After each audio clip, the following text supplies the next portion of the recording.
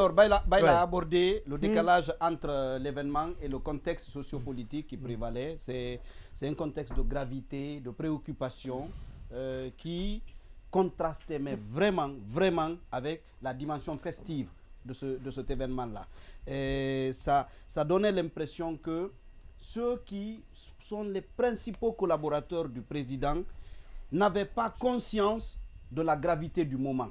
Et ça, ce décalage-là, il est préoccupant. Ouais. Il est préoccupant. Quand on est à la veille d'une grève comme celle que nous avons connue hier, et que les principaux responsables soient plutôt préoccupés par ce type de retrouvailles, oui, ça a de quoi inquiéter. Ouais. Maintenant, moi, je pense aussi que la présence de notamment de Makosso... C'est plus proche collaborateur du président de la transition non, mais à cette cérémonie. Le fait que, par exemple... je donne ceux qui gèrent le pays. De ceux qui gèrent le pays. Je suis d'accord avec vous. Le fait que, dans une atmosphère détendue, ils sont en train de rire, de ricaner. Pendant ce temps, le pays traverse une situation de crise sans précédent. C'est quand même... Oui, allez-y. Le fait que les influenceurs en question, on les appellera comme on voudra, aient été reçus par la présidence, j'ai envie de dire, et moi, ça me préoccupe, non pas parce qu'ils les ont reçus simplement, mais là aussi, c'est une question de contexte. Ouais. C'est-à-dire, s'ils les avaient reçus dans le cadre d'un programme établi, c'est dans le cadre d'un projet, j'en parlais notamment en off avec Monuma, c'est des gens qui sont censés vendre une image. Ouais. Nous sommes en Guinée, il y a un projet, le branding national. Si par exemple, c'était inscrit dans ce cadre-là, qu'ils les reçoivent, je n'ai aucun problème, je n'aurais eu aucun problème avec ça. Mais là, pratiquement... Donc, branding, là, on insulte les pères de famille? Non, si c'est dans le cadre de porter un projet. Avec des gens qui insultent? Laissez-le terminer. C'est comme ça qu'on peut vendre l'image d'un pays? Il va terminer. L'image d'un pays se vend par le sérieux. Marwan, souffrez par le sérieux des dirigeants. Sortez de la dictature d'opinion. Allez-y. Oui. Donc, je dis, le fait de les recevoir en tant que tel ne me pose pas un problème. Mais je n'ai aucun sens, il n'y a aucun sens pour moi à cette rencontre-là. Sauf peut-être satisfaire les organisateurs de... Mais ce que vous dites à propos du branding, justement, ils ont fait des photos, on les voit avec du branding, donc on peut dire que ça rentre dans le cadre peut-être du branding. Oui, non, mais parce qu'ils vont faire des publications sur leurs réseaux sociaux, on va voir sur leurs différentes pages, on va voir le branding. Je vais vous dire une chose, c'est qu'avant la rencontre, vous et moi, on n'a pas été informés qu'ils étaient là dans ce cadre-là. Ouais. Avant la rencontre, on n'a pas été informés qu'ils devaient être reçus dans ce cadre-là. On peut dire que c'est un truc qui a été improvisé. Et ça, moi je dis, une république, ça ne fonctionne pas comme ça. Et je dis, si c'était par exemple dans le cadre du branding national, on ne se serait pas limité au logo. Le branding national, c'est des sites touristiques. C'est des produits artisanaux. Oui, normalement, mais pas dans le cadre aujourd'hui du branding national. Non, c'est ça. Le branding national se résume à ce couleur rouge. Pour le moment, exactement. C'est le rouge là. Le rouge sang. Et ça... Peut-être que ça traduit comment le pouvoir est venu au pouvoir. Ce n'est même pas le Nimba qui est vendu là-bas. C'est un dessin de Giba. Donc c'est lui seul qui sait. Et la DCI. Non, pas de la DCI. Parce que c'est un projet piloté. La DCI, c'est le premier diffuseur. C'est le premier marketeur. Mais la DCI, c'est lui qui est en charge de vendre ça. Ah, mais c'est la DCI. S'il vous plaît, on va aller. S'il vous plaît. S'il vous plaît. Travail de la DCI. S'il vous plaît.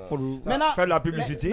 C'est difficile de parler de certaines structures parfois. L'autre aspect. C'est un crime de lèse-majesté. L'autre aspect. C'est le premier diffuseur. La DCI est le premier diffuseur du branding. L'autre aspect associé à cette rencontre, parler cette soirée. De ce branding et ne pas faire allusion à la DCI, peut-être que c'est dans ce studio. Sinon ailleurs, ce n'est pas possible. Non, mais on parle du concepteur. Allez-y. On parle du concepteur. Là, je parle du vendeur. Il y a le concepteur, il y a le vendeur. Il y a celui qui a conçu, il y a celui qui vend aussi aux autres. Il y a aussi le distributeur. Toutes les casquettes qu'on nous envoie le plus souvent, c'est la DCI. Oui. Donc la DCI, c'est la première vente. Dans l'administration publique, c'est la DCI. L'autre élément avec... En rapport avec ce dîner qui pose problème, vous l'avez dit, c'est la présence des ministres du gouvernement dissous, Ousmane Gawal et Mori Kondé. Et là, je vois le problème à ce niveau, pour moi, il est à deux niveaux. Le premier niveau, c'est qu'on est au lendemain d'une dissolution suivie de mesures conservatoires où on nous a annoncé que tous les ministres en question, premièrement, leurs comptes sont gelés. on leur a retiré leur véhicule de fonction. Leur véhicule de fonction. Ouais. On a relevé à leur niveau les gardes-corps. Et même ils sont en train de quitter leur résidence. Et même en marge de la rencontre entre le général Amara et les secrétaires généraux intérimaires, il a été dit que des gens sont en train de travailler sur des dossiers des ministères en question ou des ministres en question.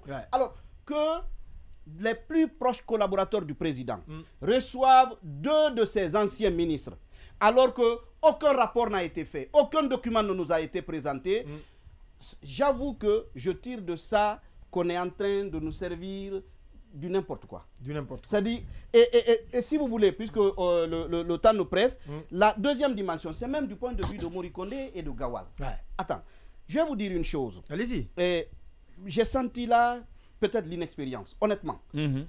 Pourquoi? Parce que eux-mêmes, ils ne devraient même pas accepter d'être présents sur le lieu. Ils ne devraient pas accepter d'être présents sur le lieu. Ou l'inexpérience, ou la volonté, comme il a dit, de narguer de manière assumée. Sinon, même quand vous êtes fort dans un dispositif comme celui-ci, un message a été envoyé.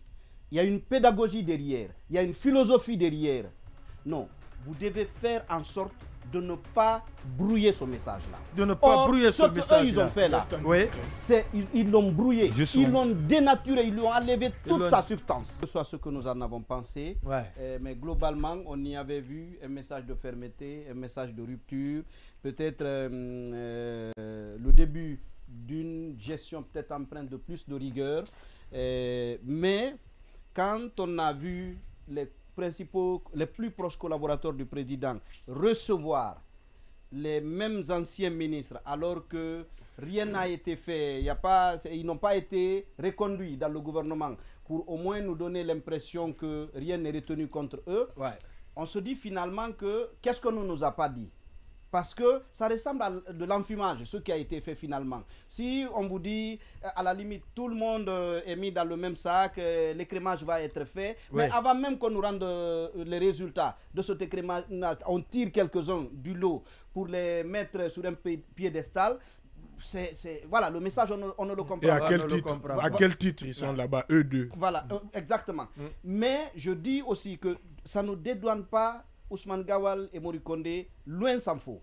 Parce que pour moi, ce qui s'est passé là prouve que au-delà de la légende, ils sont vraiment proches du palais. Ils font partie des ministres. Cercle restreint. Attention, ça je peux contester parce que c'est une indiscrétion. Il y a un ministre qui est parti pleurnicher chez un proche du président, comme quoi, même s'il n'est pas reconduit à son poste, qu'on le trouve un poste, même si c'est sans budget. Donc, si à défaut des ministères couplés, d'avoir au moins un simple porte-parole là. Et le fait même de réussir... Non, je ne parle pas de Gawal. Je dis qu'en tout cas... Je n'ai dit le nom de personne. Il parle de Gawal. Il dit que Gawal, ce n'est pas une légende. Et on ne peut pas être porte-parole du gouvernement sans avoir un portefeuille. Non, je dis il n'est pas proche du colonel. Non, vous savez, j'ai même pas dit proche du président. Parce que moi, on m'a dit qu'ils avaient été invités bien avant la dissolution du gouvernement. Et Mori et Gawal étaient invités. Oui, mais entre-temps, la chose a évolué. Voilà.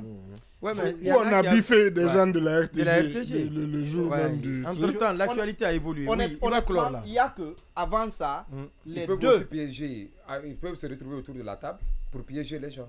C'est bien possible. Je dis... C'est pour donner l'impression qu'ils sont proches du colonel. Attention, on ne peut pas juger et asseoir une conviction. Non, vous savez, il faut être très prudent. Vous savez, j'ai le droit de me tromper. Laissez-moi me tromper. Ousmane est un politique et il peut manipuler. Laissez-moi me tromper. J'ai le droit de me tromper. Laissez-moi me tromper. Je dis, dans ce cas précis, avant cette rencontre-là, les deux font partie des ministres qu'on disait les plus puissants. En rapport avec la relation étroite qu'ils ont avec le président. Si après le limogeage, si c'est une coïncidence que ce soit les mêmes ministres qui se retrouvent à la table des plus proches collaborateurs du président, moi j'accepte de me tromper, mais je dis c'est la preuve qu'il y a un lien étroit entre eux.